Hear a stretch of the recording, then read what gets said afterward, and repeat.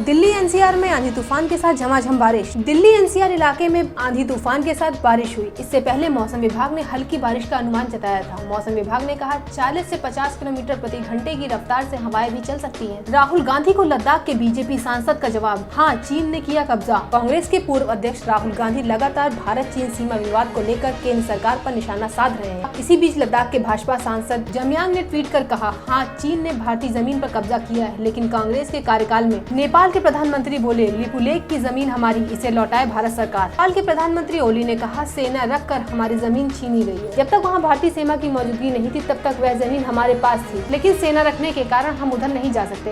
इस प्रकार से कहा जाए तो ये कब्जा है। प्रवासी मजदूरों के बगैर ठप हुए मुंबई के कारखाने, काम करने को नहीं मिल रहे लोग। महाराष्ट्र के प्रवासी मजदूरों की दुखद वापसी का असर अब वहाँ के उद्योगों पर दिखने लगा है। अनलॉक प्रक्रिया शुरू होने के बाद महाराष्ट्र के उद्योग धंधे अब आहिस्ता आहिस्ता शुरू होने लगे। कारखानों और फैक्ट्रियों में सोशल डिस्टेंसिंग, मास्क, सैनिटाइजर इत्यादि सभी चीजों की मौजूदगी है। अगर वहाँ कोई नहीं मौजूद है तो वह है मजदूर। 4 दिन में पेट्रोल 2 रुपए 14 पैसे महंगा। डीजल ने भी लगाई लंबी छलांग। पेट्रोल और डीजल के दाम में बढ़ोतरी का सिलसिला बुधवार को चौथे दिन जारी रहा। इस वजह से देश की राजधानी दिल्ली में पेट्रोल का भाव 73 रुपए 40 पैसे लीटर पर आ गया। वहीं डीजल 71 रुपए 62 पैसे प्रति लीटर बिकने लगा है। प्रियंका का वार, यूपी में मनरेगा में काम करने को मजबूर है डिग्री धारक युवा। उत्तर प्रदेश में कोरोना संकट के बीच रोजगार की मुश्किलें भी कम नहीं हो रही है। इस बीच कांग्रेस नेता प्रियंका गांधी वाड्रा लगातार योगी सरकार पर हमलावार है। बुधवार को भी प्रियंका की ओर से रोजगार का मसला उठाया गया।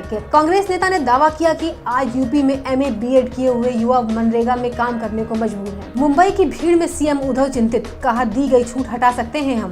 देश में कोरोना वायरस का सबसे ज्यादा कहर महाराष्ट्र में दिख रहा है। राज्य में कोरोना वायरस संक्रमण के अब तक कुल मामलों की संख्या 90,000 का आंकड़ा पार कर चुकी है। इसके साथ ही मुंबई में ये मामले 51,000 से अधिक हो गए हैं। इस बीच महाराष्ट्र के मुख्यमंत्री उद्धव ठाकरे ने मुंबई में लॉकडाउन में दी गई छूट के बाद दिख रही भीड़ भाड़ पर चिंता जताई। उन्होंने कहा कि भीड़ लगाने से बचा जाए। अगर ऐसा होता है तो हम फिर से लॉकडाउन में दी गई छूट खत्म कर सकते हैं। चीन ने एलएसी पर तैनात कर रखे हैं 10,000 सैनिक। अब भारत ने दिया ये करारा जवाब। 6 जून को भारत और चीन के बीच सैन्य स्तर पर बातचीत हुई। अब भारत ने चीन पर 2 टूक निशाना साधा है। भारत ने साफ साफ कहा है कि एलएसी पर जारी तनाव तभी कम हो सकता है जब चीन एलएसी पर तैनात 10,000 सैनिक, टैंक और तोप को वहाँ से हटाए। ये सैनिक और हथियार चीन ने भारतीय क्षेत्र के पास तैनात किए हुए हैं। कोरोना, वुहान से भी आगे निकली मुंबई। देश में कोरोना वायरस से सबसे ज्यादा प्रभावित मुंबई ने अब चीन के वुहान शहर को पीछे छोड़ दिया है। मुंबई में कोरोना वायरस के मामले अब 51,000 आंकड़ों को पार कर गए। वहीं चीन के वुहान शहर में 50,354 मामले ही रिकॉर्ड किए गए थे। पाकिस्तान की हरकतों की वजह से उसके ही नागरिक डर जाते हैं। ऐसा ही कुछ हुआ मंगलवार रात को, जब पाकिस्तान ने